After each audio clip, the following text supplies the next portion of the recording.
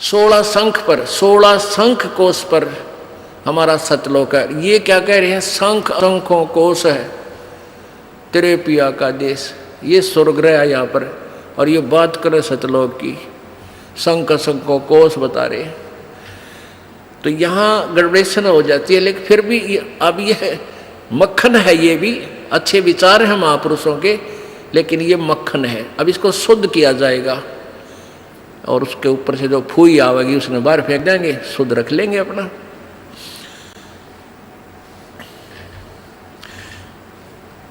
बिन सतगुर ना पाइए घर अपने कीरा बिल्कुल के, और संता शरण लाग के तू सुरत शब्द समा। अब ये राधा स्वामी पंथ में एक गाटा जोड़ रहे हैं, लोग बस सुरत शब्द का अभ्यास कर ले, सुरत शब्द का अभ्यास कर ले। और कैसे 2.5 घंटे सामने बैठे, 2.5 घंटे सुबह नो आकड़ के, इन्हें ना तो सुरत का बेरा ना शब्द का बेरा। और कैसे सुरत शब्द अभ्यास होता है ये भी ना पता इनको। कहते झूठा ज्ञान ध्यान कहाँ लाओ, ये बाद विदा चतुराई। थारा ज्ञान नहीं करने का, नहीं तुम कहाँ ध्यान लगाओगे। और परमेश्वर कबीर जी की वाणी है कि कह कबीर सुनो भाई साधो, ये शब्द गुरु चित चेला रे। अब जैसे गुरु और चेले का कितना प्यार, कितना एक घनिष्ठ संबंध होना चाहिए। कह कबीर तुम चरण चित राखो, जो सुई में डोरा रे। कितना बेस्ट उदाहरण दिया, एग्जाम्पल दिया भगवान ने कि गुरु और शिष्य का इतना लगाव, इतना अपनापन होना चाहिए। जैसे सुई में धागा डाल दे, वो लटकता है, सुई के साथ ही लटकता रहेगा, और नीचे मार दे गांठ, वो लकड़े को नहीं क्यों करेगी। तो ऐसे अपना लगाओ अपने सच्चे गुरु में इत लगा लो। तो ये हुआ गुरु शिष्य का प्रेम, गुरु शिष्य का जो ना आपस में संबंध। जब हम यहाँ से जाएंगे तो आपकी यहाँ से मृत्यु होगी, तो आपको गुरुजी ही इतना लगाव होना चाहिए गुरुदेव में कि हमने जो कुछ नहीं चाहिए, परमात्मा गुरुजी आज्ञा पाओ मेरे। तो वो फिर ऐसे आप सीधे वहीं पहुंच जाओगे जहाँ आशा था वासा हुई। तो अब जैसे गुरु और शिष्य का ऐसे लगाव होना चाहिए जो सुई में डोरा रे। तो ऐसे कहा कि फिर शब्द गुरु चित चेला रे। जो मंत्र गुरु जी ने आपको दे दिया वो तो तेरा शब्द, और इस मन, इस चित्त ने, इस मन ने उस शब्द जो मंत्र दे रखा है उसका चेला बना दे। इस मन को उस मंत्र का, इस सुरत शब्द समावे। तेरी सुरती, तेरी मन, तेरी आत्मा उस दिए हुए मंत्र के साथ ऐसे चिपकी रहे, ऐसा ध्यान रखे, इतना उसका सिमरण करे जो सुई में डोरा रे। यानी ऐसे सुरत और शब्द इसको बोलते हैं। जो गुरुजी ने मंत्र आप दिया है उसके साथ इस मन को इतना जोड़ दे जैसे गुरु और चेले का प्यार हो। तो अब कहते हैं कहे कबीर सुनो भी साधो, अब शब्द गुरु चित चेला रे। गुरु और शिष्य का जो लगाव है, ऐसा ही इस मन को इस मंत्र के साथ ऐसा लगाव लगा, यानी एक पल भी इसने दूर ना हो दे। होले सुहागण सुरता त्यार, मालिक गुर जाना है हेतु तो। होले सुहागण सुरता त्यार है तेरा सुन शिखर बरतार, मालिक गुर जाना। ये सुबह आपको सुना दिया था, अब रह कर इसका विश्लेषण कर रहे हैं। अब नित्यानंद जी, ये तो कबीर जी का अमानी जो आगे आपको सुनाई जा रही है। इससे पहले संतों शरण लाग के सुरत शब्द समाह, संख असंकों को से तेरे पिया का देश, और एक पलक में पाइए ले सतगुरु उपदेश। ये ठीक है कि एक पलक में पाइए ले सतगुरु उपदेश। अब 16 शंख कोश की दूरी पर सतलोक है पाताल लोक से, और पूरे संत से नाम लेने के बाद फिर देर नहीं लगे मालिक पाने की। लेकिन आपके अंदर आपके हृदय में ऐसी श्रद्धा मर्यादा अंतिम श्वास तक बनी रहे। सुन सलहली सैल है गगन मंडल के माँ, और प्रेम बिना पावे नहीं चाहे कोट समाधि ला। जब तक आपका प्यार मालिक नहीं उमड़ेगा, इतना भगवान मिले नहीं, और वर्क डन मिलेगा, किया कर्म अवश्य मिलेगा। जो साधना आप कर रहे हो, भक्ति कर रहे हो, दान कर रहे हो, ये मिल अवश्य, ये जरूर मिल जाएगा, लेकिन मालिक नहीं मिल पाओगा जब तक प्यार नहीं उमड़ेगा। अब कैसे प्यार कैसे उमड़ेगा भाई? जैसे सूरज के आगे बदरा ऐसे कर्म सयारे।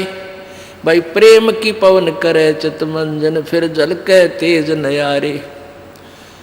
क्या बताते हैं परमेश्वर गिरिजी, क्या गरीबदास जी महाराज परमेश्वर को पाने की कैसी विधि बताते हैं कि जैसे सूरज के आगे बदरा ऐसे कर्म छयारे। हमारे पाप कर्मों की छाया आत्मा और परमात्मा के बीच में ऐसे होगी जैसे सूरज के सामने घनघोर घटा छा जाती है। वो घटा, फिर वो बादल कैसे वहाँ से दूर होते हैं। तेज हवा चलती है तो बादलों को तितर बितर कर देती है, और सूर्य का प्रकाश फिर ज्यों का त्यों समक्ष होता है। तो ऐसे कहते हैं कि हम आत्मा और परमात्मा के बीच में जो पाप कर्म रूपी जो बादल हैं, उनको कैसे दूर फेंका जाए, कैसे छांटा जाए, कैसे खत्म किया जाए। जैसे सूरज के आगे बदरा ऐसे कर्म छयारे। प्रेम की पवन करे चितवंजन, झलके तेज नयारे। प्रेम की पवन, इन पाप कर्मों को काटने का, इनके हटने का क्या लक्षण होता है? आपको यहाँ बुलाया जाता है, ज्ञान सुनाया जाता है, आप जी को मंत्र दिए जाते हैं, आप जी को प्रेरित करके आपके हाथों से 2 पैसे दान करवाए जाते हैं, दंडवत प्रणाम कराई जाती है।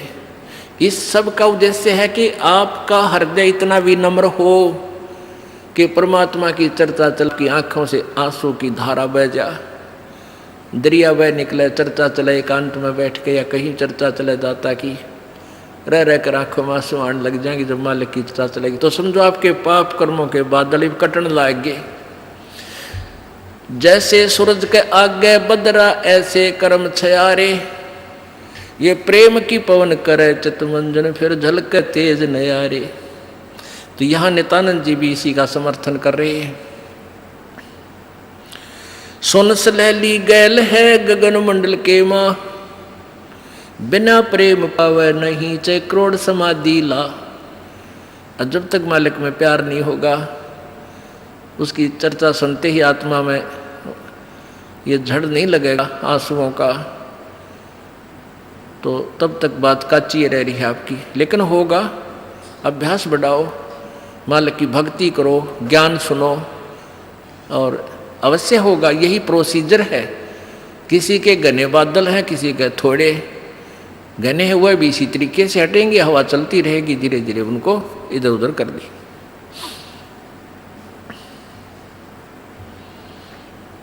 अब आपको बताया था कि जैसे नित्यानंद जी स्वर्ग सत्र के प्लेयर थे। अब जैसे डिस्ट्रिक्ट लेवल पर, यानी जिला स्तर पर बच्चे खिलाड़ी खेल खेलते हैं, नियम वही होते हैं उनकी एक ही जैसे, और जो राज्य स्तर पर खेलते हैं उनके भी नियम वही होते हैं, लेकिन लाभ गणा होता है। और जो राष्ट्रीय स्तर पर खेलते हैं, नियम उनके भी वही होते हैं, और जो इंटरनेशनल लेवल पर खेलते हैं, नियम उनके भी वही होते हैं। तो नित्यानंद जी जो बता रहे हैं, ये वही नियम वही है। अब क्या बताया उस परमात्मा के यहाँ जाने का? परमेश्वर क्या बताते हैं? होले सुहागण सुरता त्यार, तुझे माल्य के घर जाना है। अब सुहागण कौन है और कुमारी कौन है? जिन आत्माओं को पूर्ण परमात्मा संत से प्रभु का नाम नहीं मिला, तो वो तो कुंवारी है। और जिनको परमात्मा का नाम मिल गया, उनकी सगाई होगी परमात्मा से, गुरु बिचौले ने उनकी सगाई करवा दी। अब जिनको परमात्मा का नाम मिल गया, तो आपकी सगाई होगी उस मालिक से, पूर्ण परमात्मा से, और गुरु बिचौले ने आपका यूं नाता जोड़ दिया। तो इसलिए कहा कि होले सुहागण सुरता त्यार, जो उपदेशी आत्माएं हैं वो सुहागण हैं, और जिन्हें नाम नहीं लिया है वो अभी कंवारी हैं। और जो सुहागण होगी, जिसकी सगाई हो जाएगी, तो वह वही आशा कर सकती है पिया के घर जाने की। कुंवारी का भी कोई ऊद सूद नहीं होती, लेकिन तरीका यही है पिया के घर जाने का, उनको भी सगाई करवानी पड़ेगी, नाम लेना पड़ेगा, गुरु बनाना पड़ेगा। तो उन सुहागन आत्माओं को, उपदेशी आत्माओं को परमात्मा कहते हैं होले सुहागन सुरता त्यार, तन मालिक के घर जाना है। अब तुझे वहां जाने का तेरा काम बन गया, यानी स्टार्ट हो गया ये प्रोसीजर। ब्याह भी होगा, सगाई हुई है तो ब्याह भी होगा, ब्याह होगा तो फिर सारा काम होगा, पति के घर भी जाएंगे। तो हम स्टार्ट कर चुके हैं, हमारा काम शुरू हो गया। फिर क्या बताते हैं, होल सुहागण सुरता त्यार, तुझे मालिक घर जाना है, तेरा सुन शिखर बरतार। सुन शिखर यानी शिखर माने चोटी में, सुन माने सब, जहाँ कोई और नहीं, केवल वही एक मालिक और उसका लोक है। सबसे टॉप मोस्ट प्लेस पे वहाँ तेरा पति, तेरा भरतार, तेरा मालिक है। सतलोक में सत्य पुरुष है। वहाँ क्या बताते हैं, रंग महल में रास बिलास अपार है, चलो सकी उस देश सुकंत हमार है। उस रंग महल में सारे ठाठ बाट हैं सतलोक के अंदर, और चलो सखी वहाँ अपना वो मालिक पति है, वो अपना कंत है, अपना प्रभु स्वामी मालिक है, उस लोक में चलो। नहले धोले ओढ़ पैर लेकर 16 सिंगार, आज नहीं ते तड़के परसों तेरे आवेंगे लनियार। अब नहाना क्या है, धोना क्या है, इस सत्संग रूपी दरिया में, गंगा में अपने अंतःकरण के मैल साफ करे। ओढ़ पैर ले, यहाँ क्या ओढ़ना है, क्या पहनना है, कौन से आभूषण हैं कि साधु जैसा भाव आपके अंतःकरण का दिखे, भक्ता के से लक्षण हो, ये तरह ओढ़ना है। और शील, संतोष, विवेक, दया भाव हैं, ये इस प्रकार के 16 तरह आभूषण है। जो एक जैसे लड़कियां, वैसे ही उदाहरण देने पड़ते हैं उन्हीं के आधार से। लड़कियां शादी जब हो जाती है तो आभूषण पहनती हैं इसलिए कि तू अपने पति को अच्छी लगेगी। तो परमात्मा हमारा पति है, वो हम उसको कैसे अच्छे लगेंगे जब हमारे ये आभूषण होंगे। नम्रता होगी, दया होगी, शील, संतोष, विवेक से हम चलेंगे, किसी की आत्मा नहीं दुखावेंगे, हैं, इस दान धर्म करेंगे, सेवा करेंगे, तो तब उस मालिक को हम अच्छे लगेंगे, पसंद होंगे, तब वो हमें स्वीकार करेगा। और सुमन, ध्यान, भक्ति, ये पांचों यज्ञ करके अपनी कमाई करके अपना दहेज बना ले। फिर क्या बताते हैं, आज नहीं तो तड़के परसों, या अब तेरा कभी ना कभी जाने का समय अवश्य आएगा। तेरे साथ की कितनी जाली तू क्यों लारी वार, और गुड़िया खेलत न जन्म खो दिया लाया नहीं विचार। पहले हम बालक से थे, आजकल तो वो सारा छूट गया प्रोसीजर, तो मॉडर्न सिस्टम हो गया। बालक खेल भी गेला, कंप्यूटर तो खेल रहे हैं। पहले क्या था, हम छोटे छोटे बालक थे, उस समय जैसे दहेज देते थे लड़कियों को, तो उनका के देश था, ऐसे कोई क्या करते थे, लड़की को भेजना होता था तो उसके लिए कपड़े लाते, तो उसको क्या बताया जाता था कि इसको आगे वाली, इसकी जो ना सास, ननंद, पितृ और आसपास की जितनी लेना देना होता है, तो उनकी न्यों क्या करते, 40 तीड़ आग्नेया की लाइयो, 40 सूट। तीड़ तना समझते होंगे आजकल के बच्चे, पहला घाघरा हुआ करता है सब बारह, और उसको ऊपर एक कुर्ता, एक चुंदड़ी, उसने तिल बोलिया करते। तो यूँ क्या करते ये 40 और पहले दिखाया करते उसको भेजने से पहले लड़की को गांव की औरतें आती थी गीत गाती हुई और वो देखा करती ये 40 तगलियाँ की हैं, ये 20 पछलियाँ की हैं, ये फलानियाँ की हैं, ये छोरी के हैं, ये दूसरे ससुरे की हैं। तो ऐसे बताते थे। तो वो छोटी लड़कियाँ होती थी ना, छोटी छोटी, पहले स्कूल स्काल कोई जाता नहीं था, वो अपने में टाइम पास कराया करती, कहता गोबर बिटोड़ा करती ना। फिर वो छोटी होती तो क्या करती थी, वो छोटे छोटे टुकड़े कपड़े सिलने के बाद दर्जियों के पास हो जाते थे, उन इकट्ठे कर लेती और उनके ऐसी सतह बनता करके और 40 तन्यारी गिनकर डाल लेती, एक गठड़ी बांध कर उसमें, और 20 न्यारी धर लेती न्यू का, और एक गुड़िया बना लेती, एक खिलौना बना लेती, एक गुड़िया सी खिलौने की स्त्री सी, और उस गुड़िया ने फिर गेला गुड़िया ने बांध देती गिठड़ी में, ये इसकी तीड़ अगलियाँ की, ये पछलियाँ की।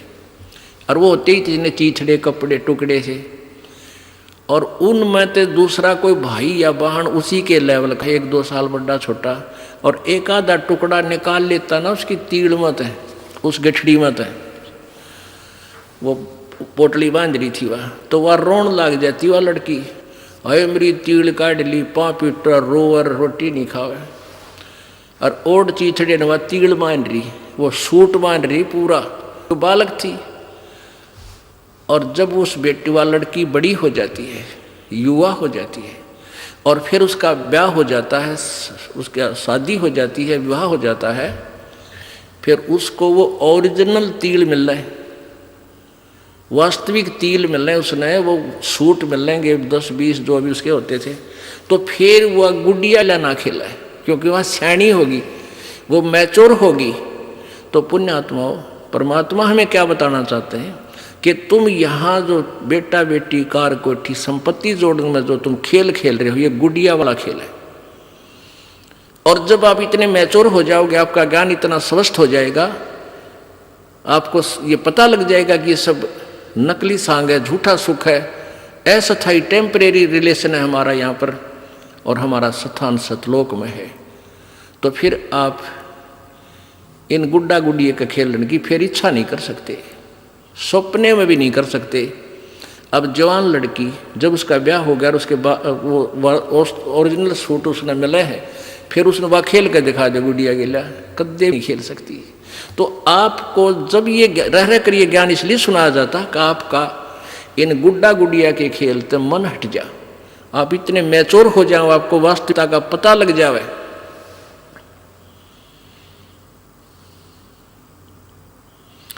तेरे साथ किए कितनी जाली, तू क्यों लारी वार, गुड़िया खेलत जन्म गवाया, लाया है नहीं विचार, मालिक के घर जाना है।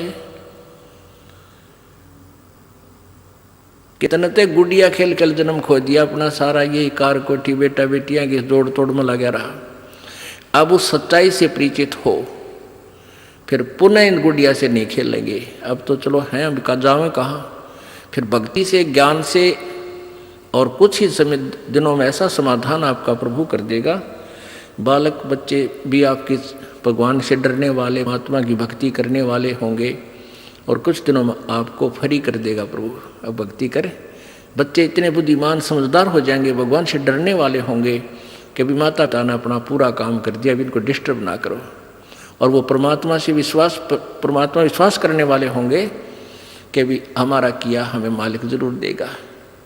तो इस प्रकार आपको फिर यहाँ से निकालने का एक सुअवसर परमात्मा देगा, और तभी आपका मोक्ष संभव है। तो ये परमात्मा ही करवाएगा, अपने इसके चरणों में पड़ा रहना है। कैसे? द्वार धनी के पड़ा रहे, धक्के धनी के खावे, 100 काल चकजोल ही पर द्वार छोड़ ना जावे। इसका यही तरीका फार्मूला बताया है कि अपने सच्चे सतगुरु के द्वार से दूर नहीं हो जा।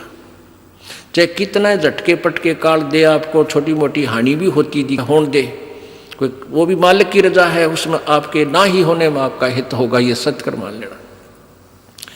तो फिर आपने हर पहलू को अपनाना होगा कि राज्य क्रमता राम की रजा धरे जो शीस, दास गरीब दरस परस तिन बैठे जगदीश। कच्चा हीरा कृच हुए नहीं सह गण भार, और ऐसा मन ये हो रहा वहां लेख ले करता रहे। एक हीरे की परख करने का क्या तरीका बताया है। ऐरण के ऊपर एक लोहे का ऐसा थंब बसा हुआ धरती में गाड़ रखा हो, इतना ऊपर वो 8 बाई 8 इंच चौड़ा उसका ऊपर का सरफेस होता है, और ऊपर तक घन इतना बारा 2 दड़ी पक्के का लोहे का डंडे में और उसको न्यू मारा करें। ऐरण के ऊपर लोहे के उस ऐरण पर रखकर लोहे के उस पटड़े से पर हीरा रख दिया जाता है, और ऊपर से घन ठोका जाता है, और हीरे का निशान भी नहीं होता, वो पक्का है।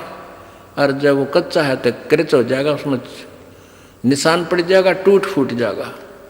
तो कहते हैं परमात्मा तुम्हारा वहाँ ऐसे परीक्षा लेगा, आपको यहाँ से पार करने के लिए ऐसे घण मार के देखेगा।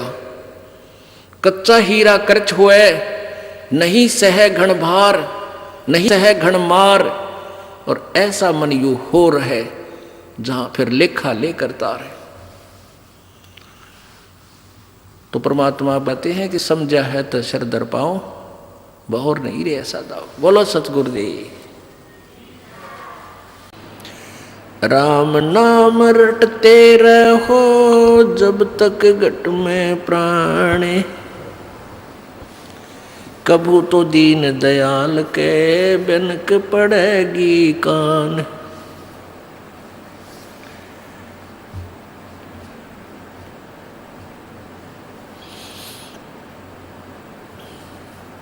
परमपिता परमात्मा पूर्ण ब्रह्म सर्व सृष्टि रचनहार कुल मालिक कबीर देव कबीर साहब कबीर अल्लाह, अल्लाहु अकबर, ये वही परमात्मा है जो बनारस में, काशी में, भारतवर्ष की पवित्र भूमि पर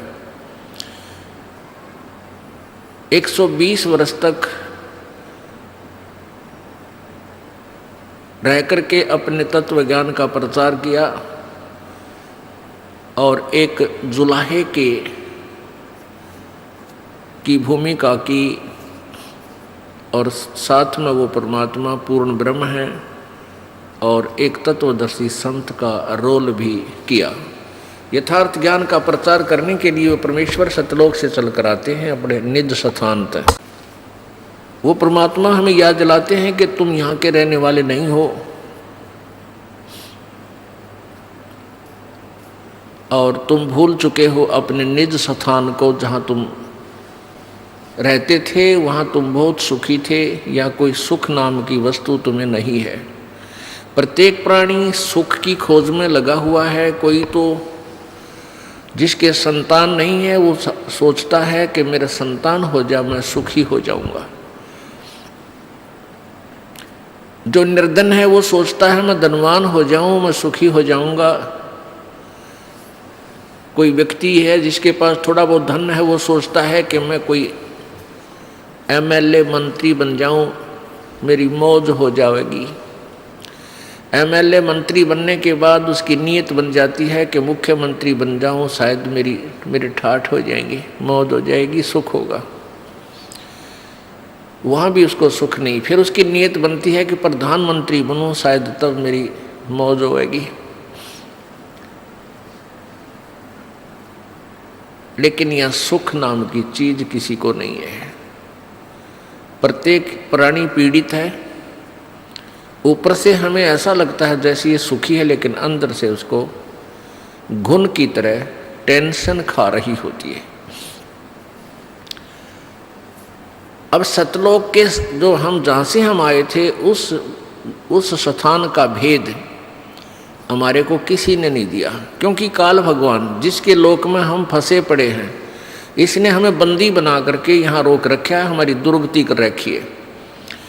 अब जिस लोक के हम रहने वाले हैं उस देश का वो मालिक आता है, हमारा पिता आता है, जो हम गलती से इस काल के जाल में फंसे हुए उनको समझाता है कि तुम्हारा मूल ठिकाना नहीं है। तुम्हें क्यों नहीं पता लगा? पीछे गए ना आगे गए ना बावड़े, रहते भी सब जहाँ बिन साहिब की बंदगी कहीं ठोर ठिकाना ना। परमात्मा कहते हैं भाई पहले जो चले गए तुम्हें छोड़कर, वो काल ने भ्रमित कर दिए, कहीं के कहीं पटक दिए ठाकर, वो तो वापस आए नहीं।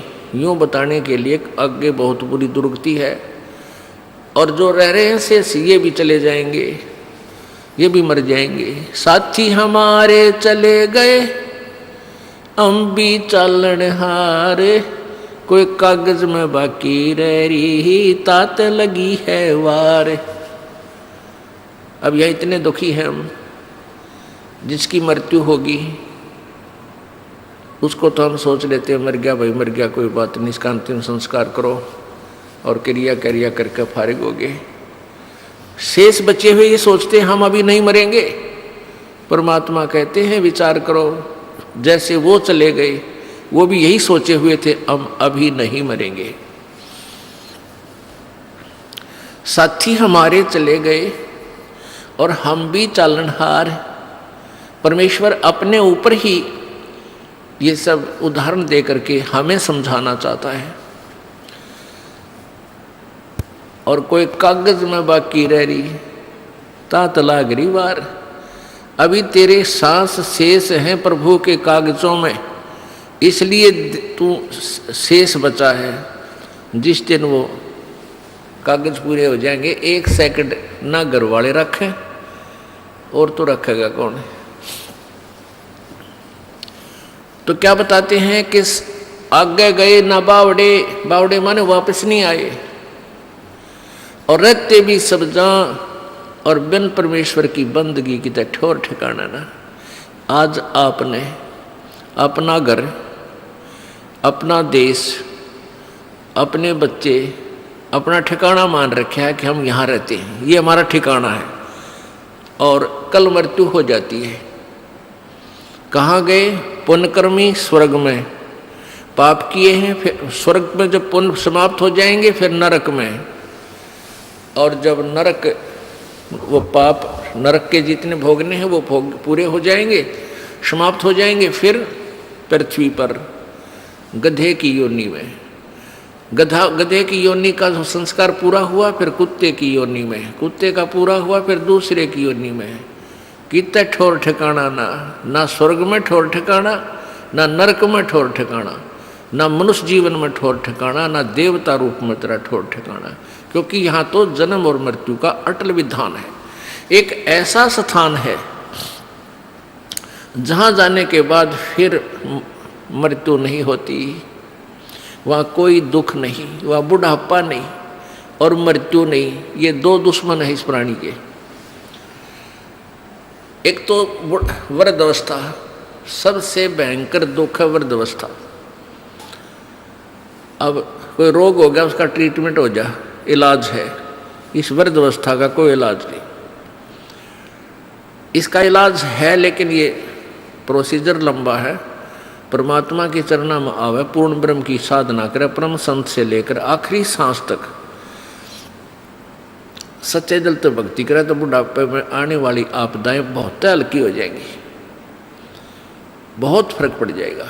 लेकिन रहेगी वृद्धावस्था, उठा जाना बैठा जा, पर इतना फर्क हो जाएगा, चीस भड़क कम हो जाएगी, इतना राहत आपको अवश्य देगा। परमात्मा की भक्ति से राहत मिलेगी। और न मृत्यु का विकल्प यहाँ पर एक ऐसा स्थान है सतलोक, जहाँ हम रहा करते थे, वह ना मृत्यु होती थी ना वृद्धावस्था होती थी। ओए होए, हम उस सुख सतल को छोड़कर इस काल के लोक में दुख सतल पर आ गए। इस काल भगवान ने हमें इतना भ्रमित कर दिया, मिसगाइड कर दिया कि हम अपने मूल ठिकाने को इतना भूल गए, अब विश्वास भी नहीं होता कि भगवान खुद आकर बताएंगे कि और स्थान है यहाँ, इनसे आगे, तो मन मानने को तैयार नहीं होता। काल यही चाहता है कि ये भूल जाओ उस भगवान को, कहीं ये यहाँ से निकल ना जावे, क्योंकि काल भगवान जो यहाँ का मालिक है, ब्रह्म, जिसको ज्योति निरंजन भी कहते हैं, उसको श्राप लगा हुआ है। 1 लाख मानव शरीरधारी प्राणियों का नित आहार करता है, इसलिए उसने ये अपनी अपने खाने के लिए अपने तीनों पुत्रों से, रजगुण ब्रह्मा से, सतगुण विष्णु से, तमगुण शिव जी से, इनसे यहाँ व्यवस्थित किया हुआ है, अपना यू बाग लगा रखा है। रजगुण ब्रह्मा के प्रभाव से सभी प्राणी संतान उत्पत्ति करते हैं, विवत्सय बाई फोर्स करवाता है। और सतगुण विष्णु जी के प्रभाव से एक दूसरे में मोह ममता इतनी जकड़ दी जाती है, जीव के बस का नहीं। और तमगुण शिव जी हमारा संहार कर देता है। तो ये काल भगवान नहीं चाहता कि कोई प्राणी परमात्मा के बारे में जान सके, भ्रमित ज्ञान करवाता है, अपने दूत संत भेज के उल्टा ज्ञान की कथा सुनवाता है, पूरे समाज को शास्त्र विरुद्ध ज्ञान से रंगवा देता है। परमेश्वर स्वयं आते हैं और अपने तत्व ज्ञान का वो प्रचार स्वयं ही करते हैं, अपनी महिमा आप बताते हैं, अपने सतलोक के विषय में जानकारी देते हैं।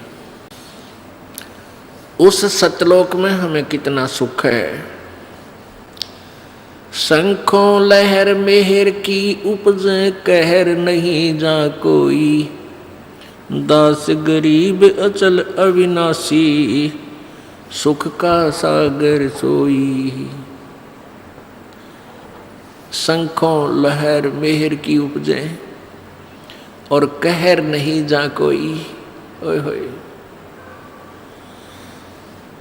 दास गरीब अचल अविनाशी सुख का सागर सोई।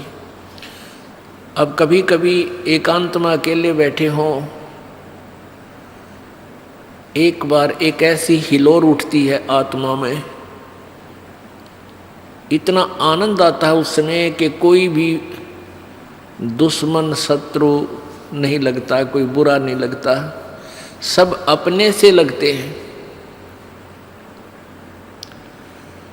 और वो आनंद एक विशेष आनंद होता है।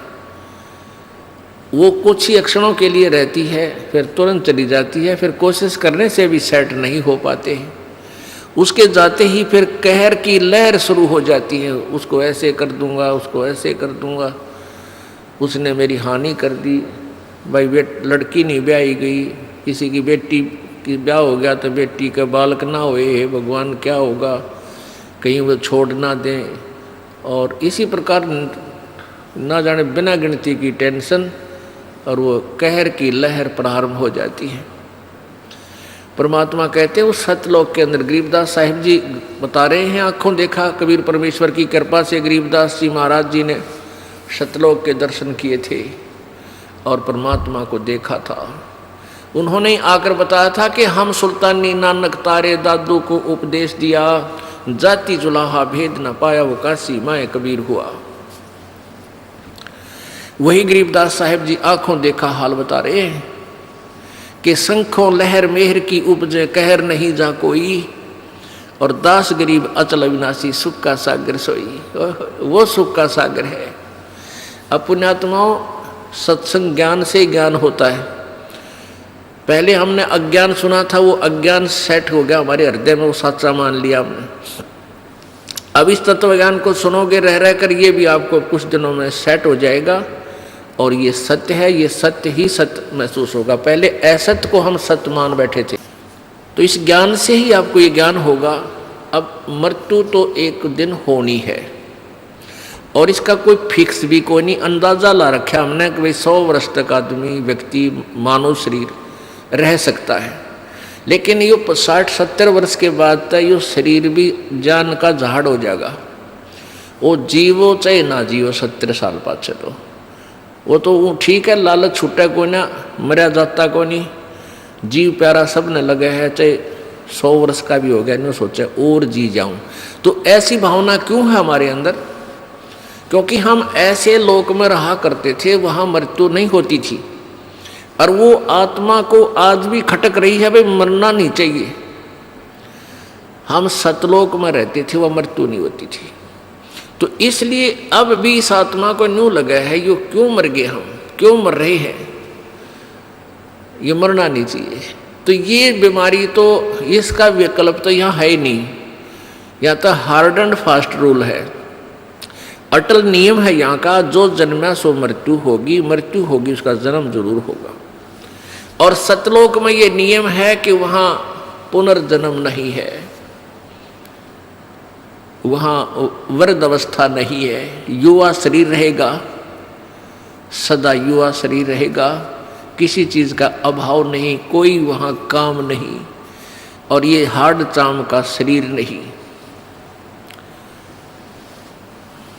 पुण्यात्माओं, ज्ञान से ही ज्ञान होता है, सुनने से ही ज्ञान होता है, सत्संग से आपको प्रेरणा मिलती है कि हम अपनी मृत्यु तो होनी ही है, अवश्य होनी है।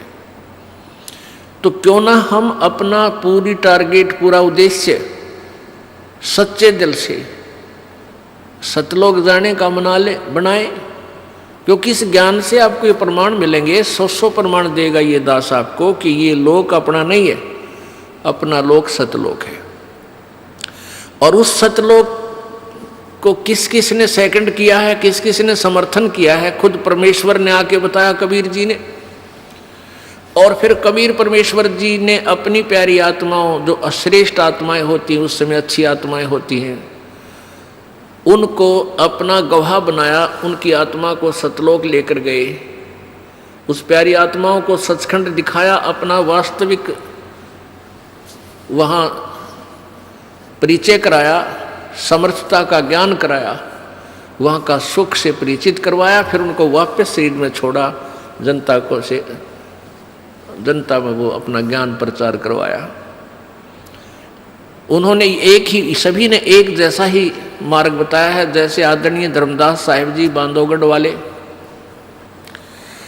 आदरणीय मलुकदास साहिब जी, आदरणीय दादू साहिब जी, आदरणीय नानक साहिब जी, जिससे सिख धर्म का उत्थान हुआ, आदरणीय गीसादास साहिब जी, आदरणीय गरीबदास साहिब जी, इन सभी पुण्यात्माओं ने परमात्मा को पाया। इन्होंने सचखंड सतलोक आँखों देखा और फिर वापस आकर के उस अनुभव की आँखों देखे, उस परमात्मा की शक्ति समर्थता का अपने अम्रवाणी में कलम तोड़ विवरण किया। हम देखा सो साच है और सकल प्रपंच, गरीबदास साहिब जी कहते हैं हमने जो देखा वो सत्य है, बाकी जो कह रहे हैं वो सब प्रपंच झूठ बोल रहे हैं। तो पुण्यात्माओं, क्या आवश्यकता थी उन महापुरुषों ने, नानक साहिब जी ने या गरीबदास साहिब जी ने सचखंड के बारे में डंडोरा पीटन की? यदि वो स्थान ना होता तो वो सत्य है। हमने अभी तक जो ज्ञान सुना था स्वर्ग तक, अब स्वर्ग से आगे हमारी बुद्धि काम करे नहीं थी। अब हमें ज्ञान हो गया, अब हम अपना तन मन धन से उस सतलोक में जाने का प्रयत्न करेंगे। पुण्यात्माओं, सुअवसर है। परमेश्वर ने काल से कहा था कि सतयुग में, काल ने कहा था परमेश्वर कबीर जी से कि 3 युगों में जीव आप कम ले जाना, और चौथा युग जब कलयुग आवे तब तो शरण जीव बहु जावे। ऐसा वचन हर मोय दीजय, तब गवन संसार ही कीजय। काल ने कहा था प्रभु 3 युगों में, सतयुग त्रेता द्वापर में, आप अधिक प्राणी सतलोक मत ले जाना, और चौथा युग जब कलयुग आएगा तब आप कितने ही प्राणियों को सतलोक ले जाना। तो परमात्मा ने कहा ठीक है तथास्तु। तो उस परमात्मा के उस वचन अनुसार, और काल ने भी अपने मुख से ही कह दिया कि कितने जीव ले जाना, लेकिन एक और प्रार्थना की थी कि जो आपके ज्ञान को स्वीकार करे वो आपका, और जो आपके ज्ञान को स्वीकार नहीं करे, मेरे ज्ञान को स्वीकार करे, वो हमारा। आप उसको बाई फोर्स मत ले जाना, अपना ज्ञान दे करके अपना बनाना। तो इसलिए पुण्यात्माओं, अब जो परमात्मा की इस अमर वाणी पर जो विश्वास करेगा वो परमात्मा का हो जाएगा, और जो इस वाणी को नहीं समझेगा वो काल का है, वो काल का रहेगा। जैसे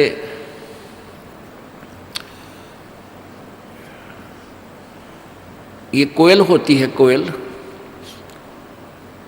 ये अपना अलग घोंसला बना के अपने अंडे उत्पन्न नहीं करती, क्योंकि ये कौवे जो होते हैं कोयल के अंडों को खा जाते हैं। वो क्या बुद्धिमत्ता करती है कि मादा कौवी जो होती है, मादा कौवा कौवी, वो जहाँ भी उसने अंडे उत्पन्न कर रखे होते हैं घोंसले में, जब वो कहीं इधर उधर चुग्गा चुगने जाती है, आहार के लिए बाहर जाती है, तो मादा कोयल तुरंत वहाँ जा कर के अंडे उत्पन्न कर देती है। 2 उस कौवी के होते हैं, कौवे के अंडे होते हैं, और 2 कोयल के। अब वो कौवी वापस आती है, वो देखती है 4 अंडे हैं, वो पहचान नहीं पाती है मेरे कौन से हैं, इसलिए वो चारों के चारों की परवरिश कर देती है, उनको से करके मैच्योर बना देती है, बच्चे निकाल देती है। अब कोयल और काग के बच्चों में कोई अंतर नहीं होता जब तक वो छोटे होते हैं। अब वो मादा जो कोयल होती है वो देखती रहती है कि तेरे बच्चे इस घोंसले में हैं और इन चरवा मत हैं, वो भी नहीं पहचान पाती है कि मेरे कौन से हैं। जब वो बच्चे कुछ उड़ने लग जाते हैं, दूर दूर तक उड़कर वापस आते हैं, वो देख लेती है कि अब ये सैर सपट्टा करने लायक गए, तो फिर वो दूर वृक्ष पर बैठ गए अपनी बोली बोलती है, कुहू कुहू कुहू। जो कोयल वाले बच्चे होते हैं वो अपनी माँ की बोली को पहचान जाते हैं, वो ऐसे ऐसे करते हैं। और कौवे वाले का बामा भी कोनी, वो तो बेड़ा के बीन बजाई जा रही है। अब काग वालों के बच्चों, काग वाले बच्चों के उस वाणी का प्रभाव नहीं हो रहा, और कोयल वालों का हो गया। उन्होंने देखा कि ये आवाज़ उधर से आ रही है, तो वो कोयल वाले बच्चे उड़कर उस आवाज़ की तरफ चल पड़ते हैं, और कोयल फिर उड़कर कुहू कुहू करती हुई आगे को चल पड़ती है। पीछे उसके पीछे कौवी भागती है कि मेरे बच्चे गए। अब पीछे से कौवी भी उड़ती है उस अपने बच्चों को के पीछे कि मेरे बच्चे गए। वो कोयल बोलती हुई दूर तक चली जाती है, वो बच्चे भी उस कोयल की आवाज़ सुनकर उसके पीछे पीछे दूर तक चले जाते हैं। वो कौवी वापस आ जाती है कि ये तो गए सो गए, कहीं उन मेरे दूसरे बच्चों को कोई हानि ना पहुंचा दे। वो पीछा छोड़ देती है और वापस आ जाती है। पुण्यात्माओं, इस परमेश्वर की वाणी को काग वाले यानी काल वाले नहीं समझेंगे। ये तो परमेश्वर के बच्चे, कोयल वाले बच्चे इसको तुरंत समझ जाएंगे। उनको अग्रम मग्रम नहीं हो सकती, क्योंकि इतने प्रमाण दास दे देगा, इस मन पापी को गुंजाइश नहीं रहेगी बकवाद करने की। और फिर भी नहीं कोई मानता है तो वो कोयल का नहीं, परमात्मा का नहीं, वो तो कौवे का है, काल के ही जाल में धक्के खान का है। शंखों लहर बिहर की उपजे और कहर नहीं जा कोई, दास गरीब अचल अविनाशी वह सुख का सागर सोई। गीता जी अध्याय नंबर 15 के श्लोक नंबर 1 से लेकर 4 में इनमें बताया गया है कि ये उल्टा लटका हुआ संसार रूपी वृक्ष है। ऊपर को मूल मालिक वो परम दिव्य पुरुष यानी परम अक्षर ब्रह्म, तो समझो इस संसार रूपी वृक्ष की मूल है। मूल माने जड़, और वृक्ष की जड़ें और तना, और नीचे को तीनों गुण रूपी शाखा हैं। 15वें अध्याय के प्रथम श्लोक में बताया है कि इस उल्टे लटके हुए संसार रूपी वृक्ष के पत्तों सहित और शाखा सहित ऊर्ध्व मूलम अधः शाखम, ऊपर को जड़ और नीचे को शाखा वाला ये संसार रूपी पीपल का वृक्ष जानो, और जो संत इसके सभी विभाग बता देगा, तना कौन है, डार कौन है, टहनी कौन भगवान है, शाखा कौन भगवान है, और पत्ते कौन है, यानी सभी पार्ट अलग अलग से विभाग बता दे, स वेदवित, वो वेद के तात्पर्य को जानने वाला है, अर्थात वो तत्वदर्शी संत है। गीता जी अध्याय नंबर 4 के श्लोक नंबर 32 में कहा है कि पहले जो 25 से लेकर 30 में जो क्रियाएं बताई हैं साधकों की, वो सभी साधक अपनी क्रियाओं को, अपनी साधना को पाप नाशक जानकर ही कर रहे हैं। लेकिन उस चौथे अध्याय के 32वें श्लोक में कहा है गीता जी में कि उस सच्चिदानंद घन की वाणी में ब्रह्मणे मुखे, अनुवादकर्ताओं ने ब्रह्मणे मुखे का अर्थ गलत किया है। इस दास के द्वारा किया हुआ अनुवाद गहरी नजर गीता में आप पढ़ सकते हो यथार्थ रूप में। सच्चिदानंद घन की वाणी, उन्होंने वेद की वाणी लिख दिया ब्रह्मणे मुखे। ब्रह्मणे माने वेद लिख दिया, नहीं, ब्रह्मणे माने सच्चिदानंद घन परमेश्वर, यानी परम अक्षर ब्रह्म पूर्ण परमात्मा। कबीर वाणी, कबीर जी की वाणी में विस्तार से कहे गए हैं उनको। चौथे अध्याय के 34वें श्लोक में कहा कि उस ज्ञान को जो परमेश्वर की वाणी में, जो गीता और वेदों से भिन्न है, एक्स्ट्रा है, अलग है, उस तत्व ज्ञान को तो तत्वदर्शी संतों के पास जाकर समझ, उनको दंडवत प्रणाम करने से और कपट छोड़ कर या प्रसन्न करने से वो तत्वदर्शी संत आपको भेद बताएंगे। वो तत्वदर्शी संत कैसा होगा उसकी पहचान बताई है 15वें अध्याय के प्रथम श्लोक में, कि जो इस उल्टे लटके हुए संसार रूपी वृक्ष के सभी पार्ट बता दे न्यारे न्यारे। सवेदवित, वह वेद के तात्पर्य को जानने वाला, अर्थात वो तत्वदर्शी संत है। वो तत्वदर्शी संत की भूमिका परमेश्वर ने स्वयं ही की है। आप आरती, आप साजे, आप किंगर, आप बाजे, आप ताल, झांझ झनकारा, आप नचे आप देखण आ रहा। कह कबीर ऐसी आरती गाऊं, आपा मध्य आप समाऊं। वो परमात्मा ने स्वयं ही रोल किया है, स्वयं एक दास का रोल किया है, एक गरीब व्यक्ति बनकर। राम रटत दारिद्र भलो, टूटी घर की छान, वो सुंदर महल किस काम के जहाँ भक्ति नहीं भगवान। तो परमात्मा ने गरीब से गरीब, पुअर निर्धन की भूमिका की, कि कहीं कोई किसी का वहम रह जावे कि भाई परमात्मा प्राप्ति तो धनी लोग ही कर सकते हैं, क्योंकि वो भंडारे भी कर सकते हैं, वो धर्मशाला भी बनवा सकते हैं। पुण्यात्माओं, धनी और निर्धन सभी परमात्मा पा सकते हैं, लेकिन संत पूरा हो, उनकी नीयत साबित हो, श्रद्धा पूरी हो, आजीवन मर्यादा में रहे, दोनों पार होंगे। तो परमात्मा ने आप पे आके बताया अपना सारा ज्ञान, स्वयं एक गरीब बनकर कहा कि देखो मैं कितना गरीब हूँ, और जुलाहा जाति में, क्योंकि जब परमेश्वर आए ये छुआछूत की आग घनी लगी हुई थी, चरम सीमा प्रति छुआछूत इन शूद्र वर्ण के व्यक्तियों से ये ब्राह्मण लोग विशेषकर 10 कदम दूर रहा करते थे और कहते थे ये भक्ति के योग्य नहीं है। परमात्मा ने यही हमारी भ्रमणा तोड़ी थी कि परमात्मा की दृष्टि में सभी आत्मा एक हैं। ये वर्ण और जाति और धर्म तुम बना बैठे भगवान के दरबार में, ना वर्ण है, ना जाति है, ना कोई धर्म है, अलग से धर्म नहीं है, एक ही धर्म है, मानव धर्म। जिसके अंदर इंसानियत है वो धार्मिक व्यक्ति है, अन्यथा नहीं है। और स्वयं ही एक तत्वदर्शी संत की भूमिका की। उस समय के सभी विद्वानों को मालिक ने छक्के छुड़ा दिए थे, लेकिन वह कर्म ठोक मान्य नहीं।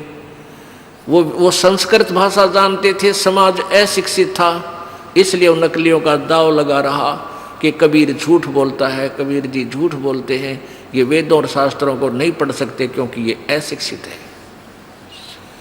यजुर्वेद अध्याय नंबर 40 के श्लोक नंबर 10 से 13 तक 2 बार प्रमाण दिया है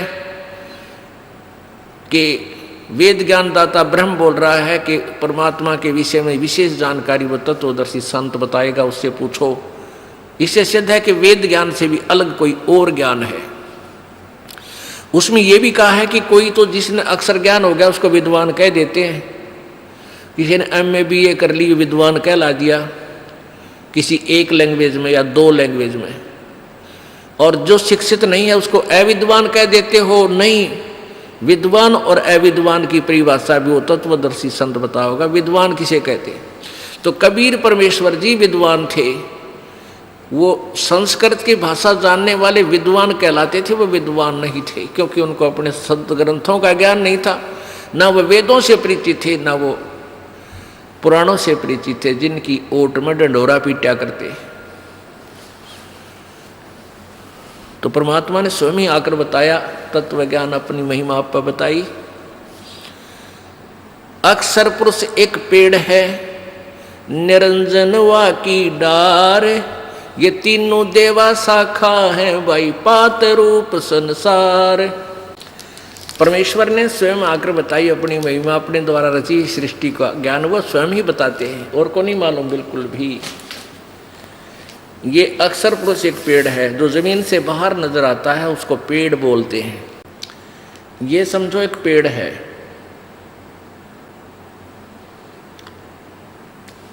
जमीन से बाहर जो नजर आता है, दृष्टिगोचर हो रहा है, उसको पेड़ बोलते हैं। तो ये एक पेड़ है। परमात्मा ने क्या बताया है कि अक्षर पुरुष, ये अक्षर पुरुष तना जो है,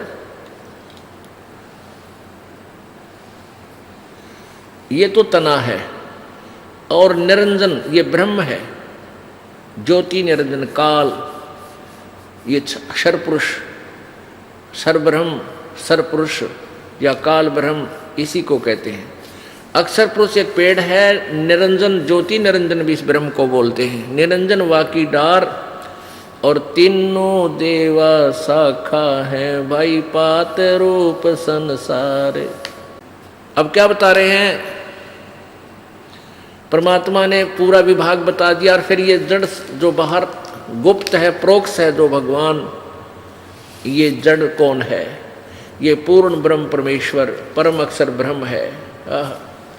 अब दूसरे शब्दों में हम इसको ऐसे कह सकते हैं, ये पूर्ण ब्रह्म कबीर साहिब है, परम अक्षर ब्रह्म यही कहलाता है। ये संसार रूपी वृक्ष की मूल है, जड़ है। अब इस जड़ से खुराक चलती है, तना में आती है, तना से डार में, डार से टहनियों में, शाखाओं में, शाखाओं से फिर पत्तों में। हम यहाँ पात रूप संसार। अपने आत्मा, ये तत्वदर्शी संत की भूमिका, तत्वदर्शी संत की पहचान बता दी। परमेश्वर यानी गीता बता रही है, गीता जी में ये विवरण है कि तत्वदर्शी संत वो होगा, 15वें अध्याय के प्रथम श्लोक में गीता जी में, जो उल्टे लटके हुए संसार रूपी वृक्ष के पूरे विभागों सहित बता देगा, वो तत्वदर्शी संत है। अपने आत्मा, कई अनजान व्यक्ति क्या कहते हैं कि हमारे भक्तों को उल्हाना देते हैं कि तुम्हारे गुरुजी ब्रह्मा विष्णु महेश को सत्कार नहीं देते हैं, उनको छोटा बताते हैं, उनका पूजा को मना करते हैं। पुण्यात्माओं, जब तक वो ज्ञान नहीं सुनते तब तक ऐसा बोल रहे हैं। जिस दिन इस ज्ञान से परिचित हो जाएंगे, ये दास क्या बताना चाहता है, दांतों तले उंगली दबाएंगे और पछताएंगे अपने उन बोले हुए वचनों पे। एक भक्त आया, 15 दिन पहले की बात है कि जी मैं ब्रह्मा विष्णु महेश का कट्टर पुजारी था, विष्णु और शिव का। आपके विषय में एक भक्त ने बताया तो मुझे बहुत बुरा लगा। आपका एक चैनल के ऊपर इस प्रोग्राम मैंने देखा, आप जो बताने लगे तो मैंने आपको बहुत बुरा भला कहा, बहुत गालियां दी, लेकिन फिर भी मैं जल भुनकर भी सुनता रहा तो मेरी चौंध टूट गई। मेरा मोतियाबिंद का ऑपरेशन हो गया, मैं अक्षमा याचना करता हूँ। मैंने ऐसे परम संत को और कुछ शब्द बोल दिए, क्या मेरा उद्धार हो सकता है? तो पुण्यात्माओं, परमेश्वर कबीर जी कहते हैं कि पूत पिता से बेमुख होई, तो भी पिता जान मल धोई, कि पिता से बच्चा जैसे शराब पी रखी किसी लड़के ने, और पिताजी समझाने की चेष्टा करता, उसको बुरा भी बोल देता है, उसके ऊपर हाथ भी उठा देता है कि वो शराबी ने बेरा नहीं बोली पूछने तू कहाँ के बोल रहा है। तो जब उसके शराब नशा उतर जाता है, पिताजी फिर भी उसको सीने से लगाता, उसको अपना बेटा बुरा नहीं लगता, उसको ना बेटी बुरी लगती। तो ऐसे ही आप इस चीज़ से परिचित नहीं हो, इस दास को ये ज्ञान हो गया कि आप दो नहीं हो, ना आप अलग नहीं हो, ना हिंदू अलग है, ना मुसलमान अलग है, ना सिख अलग है, ना ईसाई अलग है। आपका कोई शत्रु नहीं है, काल ने हमें शत्रु बना रखा आपस में विभाग करके। ये यही चाहता है कि डिवाइड एंड रूल, इनकी आपस में दुर्गति होती रहे, ये भगवान से भूल जाएं और उस अज्ञान आधार पर एक दूसरे के साथ लट्ठम लट्ठा रहें। लेकिन परमात्मा का ज्ञान ये सब अंधेरा हटा देगा और फिर हम पहचानेंगे हम कौन है, कहाँ से आए। बहुत आंखों में पानी आ गया उस बच्चे के, युवा लड़का था, 25-26 वर्ष का, 30 का होगा, और कहे जी बन क्या मेरी सचमुच अक्षमा होगी, माँ बेटा हो गया, आप भक्ति कर, कोई दिक्कत नहीं।